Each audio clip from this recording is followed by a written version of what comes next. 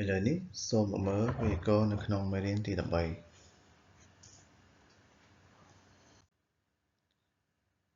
យាករណ៍ទី1គឺទាក់ទងទៅនឹងការចង់បានអ្វីមួយដែលយើងប្រើ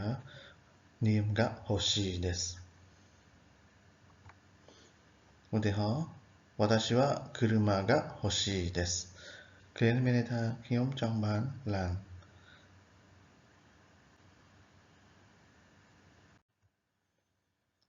ឥឡូវនេះសូមមកមើលលំហាត់អនុវត្ត A1 ហើយនិង B1 ទាំងអស់គ្នា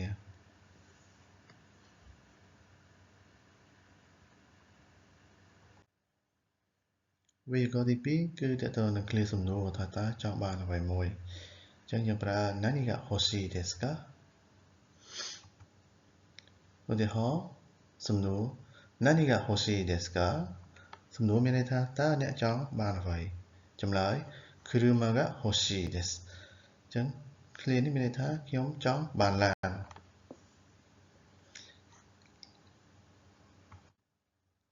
វេយ្យាករណ៍ទី3នេះគឺទាក់ទងទៅនឹង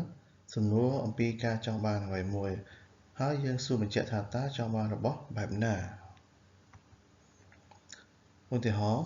សំណួរ donna kuruma ga hoshi desu ka សំណួរនេះមានថាតើអ្នកចង់បានឡានបែបណាឬក៏ប្រភេទណាចម្លើយ akai kuruma ga hoshi desu មានន័យថាខ្ញុំចង់បានឡានពណ៌ក្រហមអញ្ចឹងប្រភេទឡាននោះគឺប្រភេទឡានពណ៌ក្រហម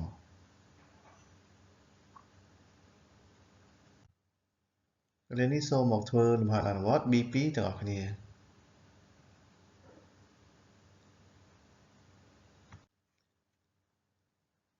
ឡូវមកមើលវេយ្យាករណ៍ទី4វិញវេយ្យាករណ៍ទី4គឺទាក់ទងទៅនឹងការចង់ធ្វើអ្វីមួយដែលយើងប្រើទម្រង់គីហសព្ទ maske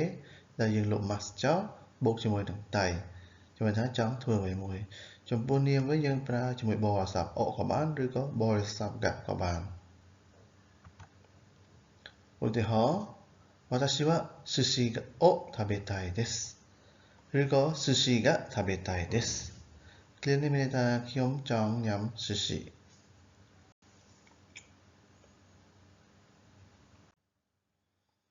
អញ្ចឹងសូមអ្នកទាំងអស់គ្នាមើលលំហាត់អនុវត្ត A2 B3 ហើយនិង B4 ទាំងអស់គ្នា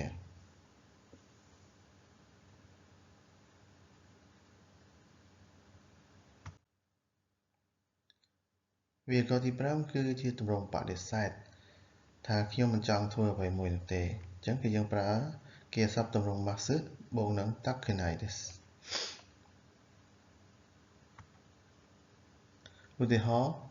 watashi wa sushi o tabetakunai desu ឃ្លានេះមានថាខ្ញុំមិនចង់ញ៉ាំ sushi ទេឥ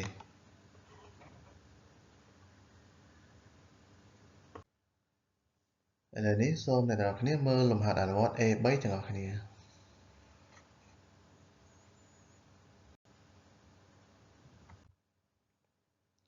វេយ្យាករណ៍ទី6គឺទាក់ទងទៅនឹង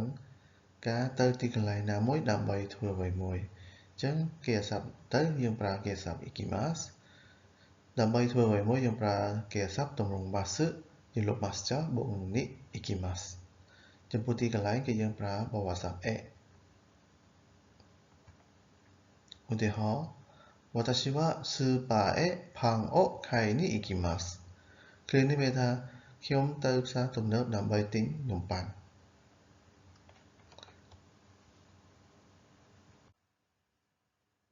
បន្ទាប់ពីមើលវេយ្យាករណ៍ខាងលើរួចសូមអ្នកទាំងអស់គ្នាមើលលំហាត់អនុវត្ត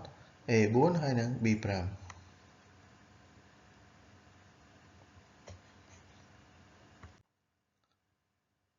វេយ្យាករណ៍ទី7គឺទាក់ទងទៅនឹងការទៅកន្លែងណាមួយដើម្បីធ្វើអ្វីមួយអញ្ចឹងករណីនេះគឺយើងប្រើនាមបូកនឹង ni ikimasu ដែលខុសពីខាងលើគឺគីហសព្ទទម្រង់ mas ni ikimasu ឧទាហរណ៍ watashi wa super e kaimono ni ikimasu ឃ្លានេះមានថាខ្ញុំនឹងទៅផ្សារទំនើបដើម្បីទិញអីវ៉ាន់អញ្ចឹង kaimono នោះគឺជានាមភាគច្រើននាមនៅត្រង់ចំណុចនេះគឺនាមដែលបង្ហាញអំពីសកម្មភាព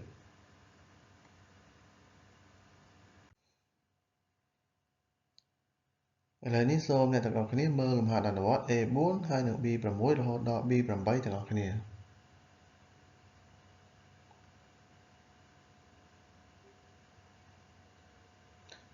ចំពោះវេយ្យាករណ៍នៅក្នុងមេរៀនទី13គឺសូមបញ្ចប់ត្រឹមនេះ